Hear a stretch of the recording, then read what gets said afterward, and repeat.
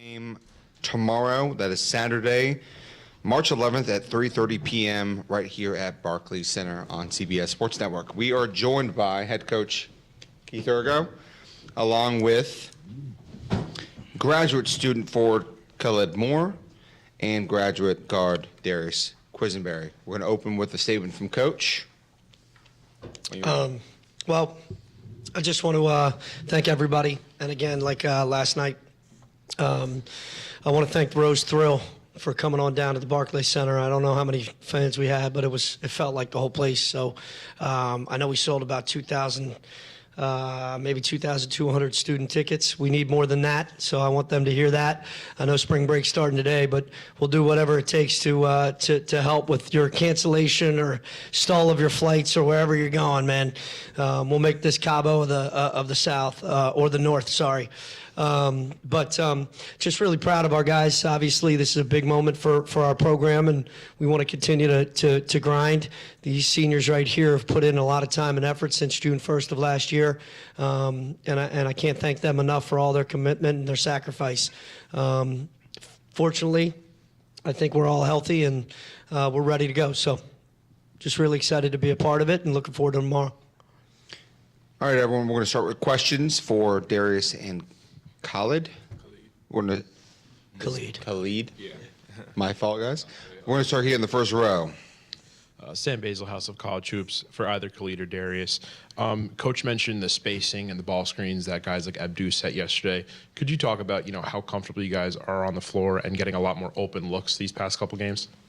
I think we're just trying to play together, just trying to not really force anything, just take what the defense gives us, focus on not turning the ball over and just getting up shots. Like I said earlier or last night, we have, Khalid, he had double-double yesterday. He crashes the glass. So we have big man and Ross, they can have Abdu who get boards all the time. So just really trying to get shots up and just take our time on offense.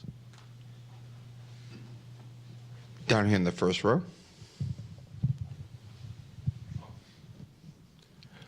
Guys, could you speak a little bit about how much you think you've grown as a team from when you guys first reported in October, November to where we are now?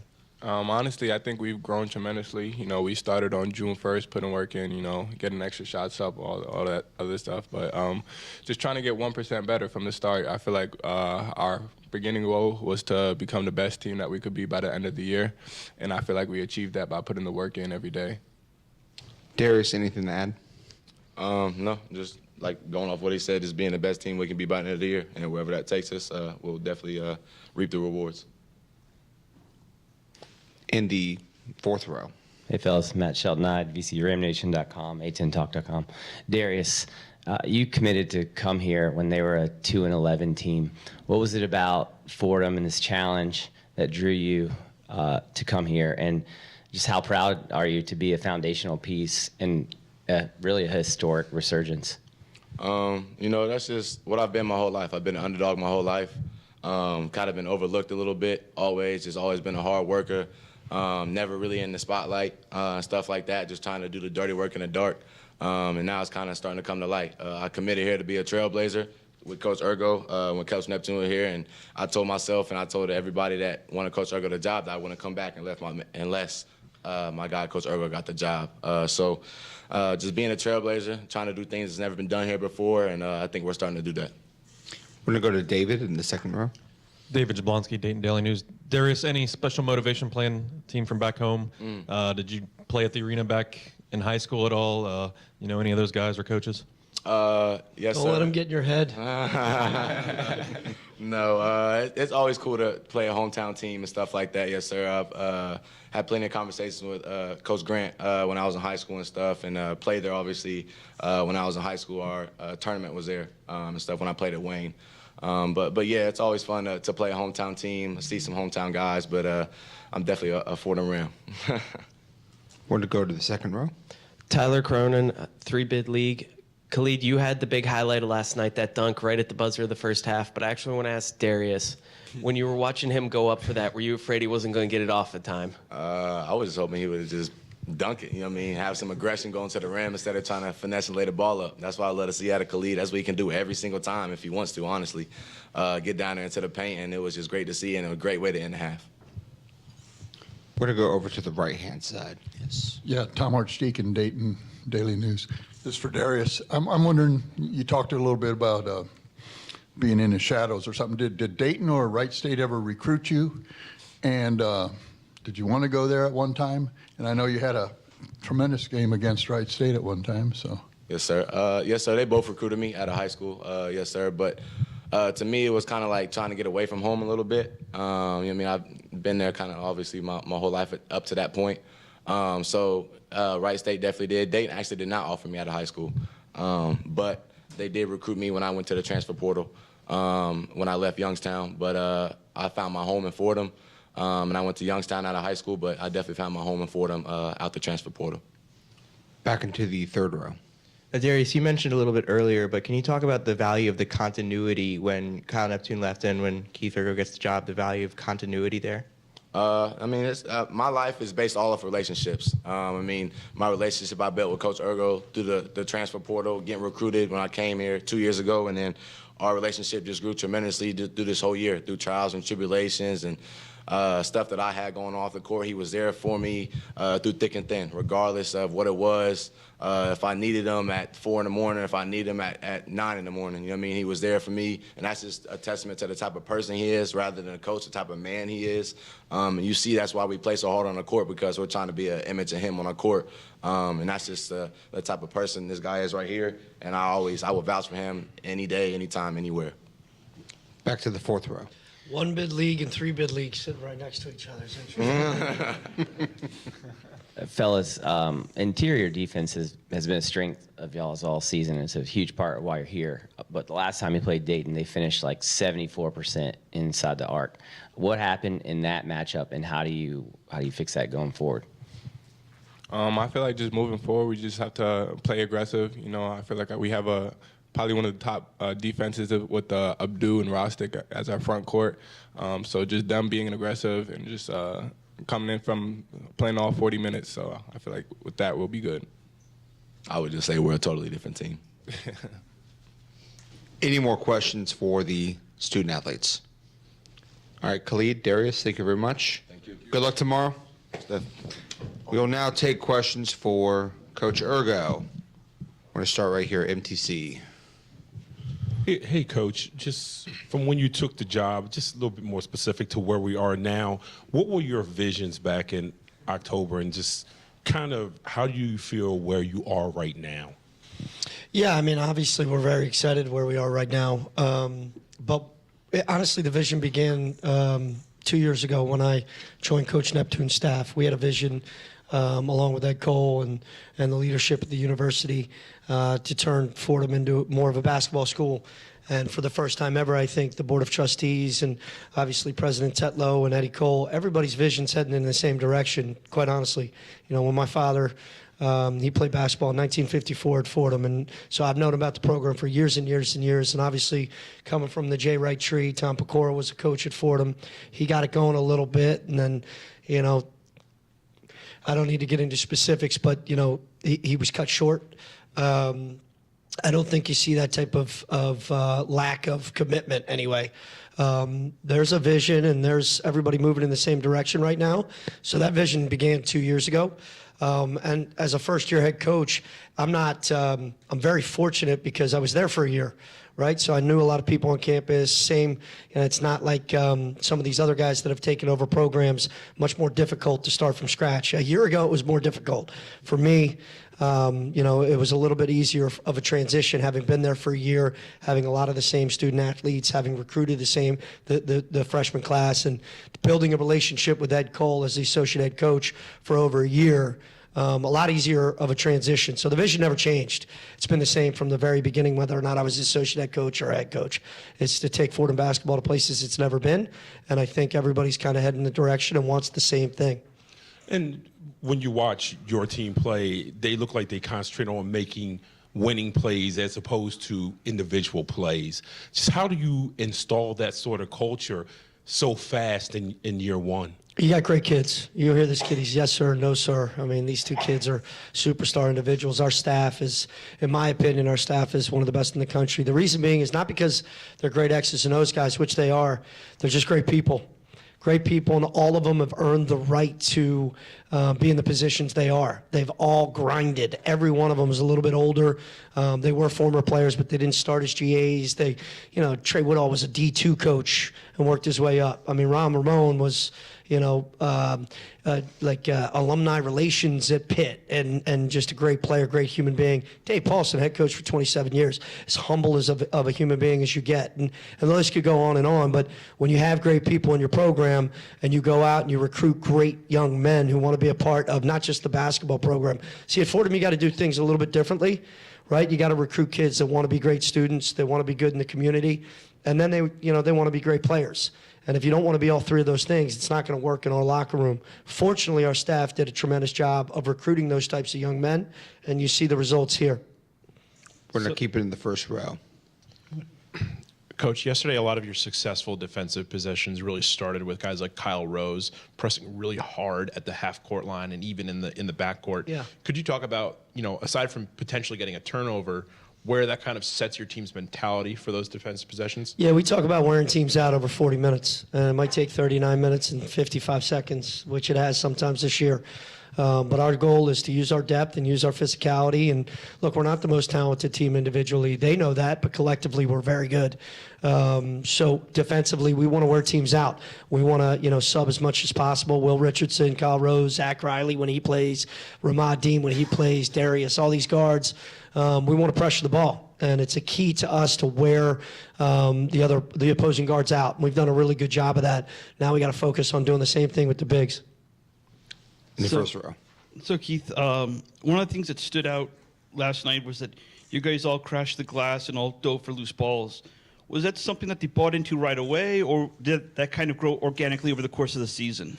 No, that was started last year. I mean, that's we learned that at Villanova under Jay Wright, and then we took it to Penn State, and then obviously I reunited with another Jay Wright disciple and Kyle Neptune. That's a standard. That's what we call our culture.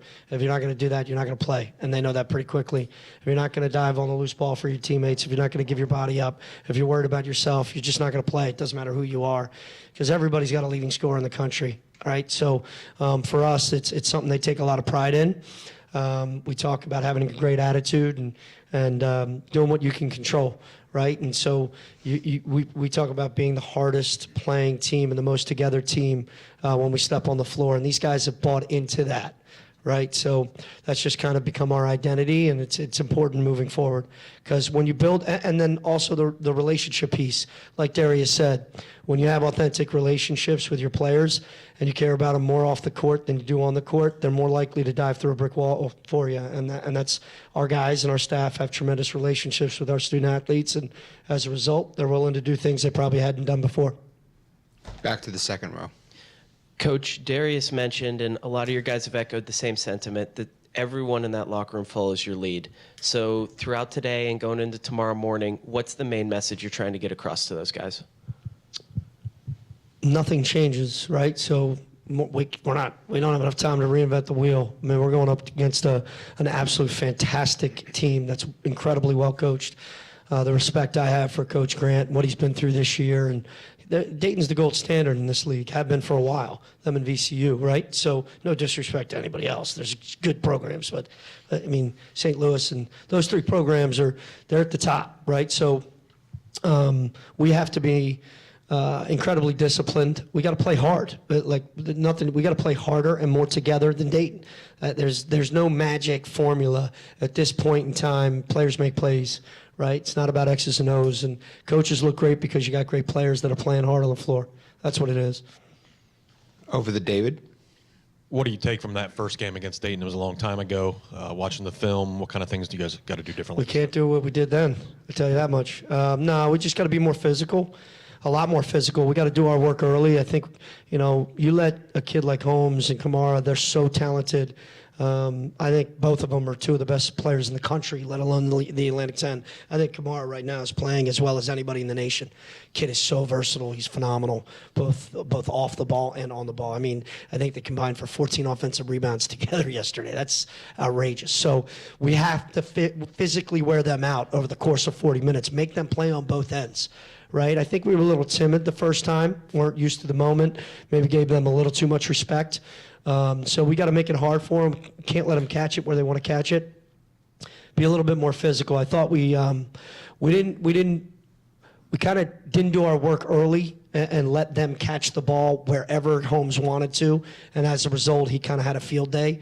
So you either got to let him go to work, and he's going to have to dominate, and that's fine. But if you do that and you let other guys get off, like Berea hits, I think, 3 for 3 in the first half, the first time we played them.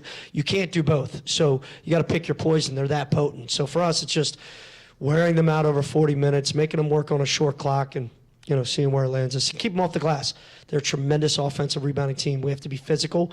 We got to hold them to one and done. We're going to take one or two more back in the fourth row. Coach, how impressed were you with the fan turnout last night? What do you expect it to be tomorrow, and how much was your phone blowing up from just people seeing all the video of that? The phone thing is nuts. I mean, I got a huge family, so that doesn't stop. But and it's all not like they're all killing me, so it's like they keep me humble for sure. But I'm hoping it's bigger and better. Right? Spring break for Fordham students starts today, so hopefully they want spring break to start right here in Brooklyn, and they're rowdy, right? They didn't have to get up and go to class today, they had to get up and go to class today. They don't on Sunday, and they don't on Monday. So we need the same energy. I think that carried us through. I think these guys feed off that. You try to say keep it 94 by 50, block out the outside noise, but it's human nature to get involved in that emotion. And I really think that affected LaSalle, and I think it helped us. So, I mean, we need it more than ever. So to all Fordham Rams within 300 miles, like I said before, shoot, within 500 miles. Now you're going to jump on a plane. It's the weekend. So do whatever it takes to bring the same energy. That was wild.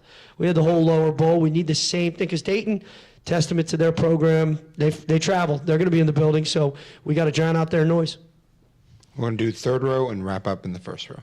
Coach Darius mentioned how it's a different team from when you guys last played Dayton. Where do you think the turning point was, and what, as a team, changed? I think we just started to focus on the fact that we needed to play more together and a collective unit, and understand our identity. Understand that we've got to defend and rebound and be tough and nasty if we're going to compete at the highest levels in this league. And we started to do that, and we started to take pride in all the little things other than just scoring the basketball. And as a result, we started to see some results, and we got to feed off of our defensive energy. Our guys have taken pride in that, and I think that's been the biggest difference. Coach, that call that you just made for all Fordham fans within 300 miles, I mean, that's 500. 500. 300 on a weekday, 500 on a weekend. That's been echoed by Ed Cole, especially on social media. Could you talk about, the discounts that was provided for the game yesterday for students and the campaigning, how that's helped, and what sets that apart from years past in the program's history? Ed Cole, to me, is one of the best athletic directors in the country.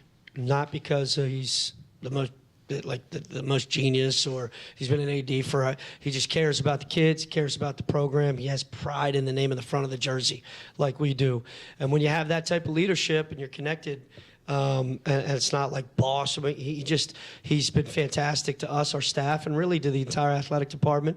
He loves Fordham, and you can see it. I mean, it's not about him. It's about creating an athletic department that takes pride in their student athletes. He's done a phenomenal job. So I got to give credit to him, and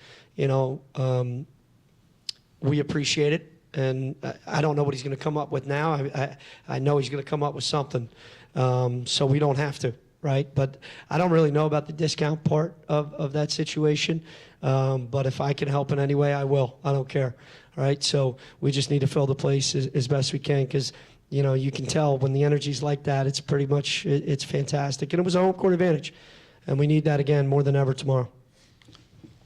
That's all with Fordham. Coach, thanks again. Thank you. Good luck tomorrow. As a reminder,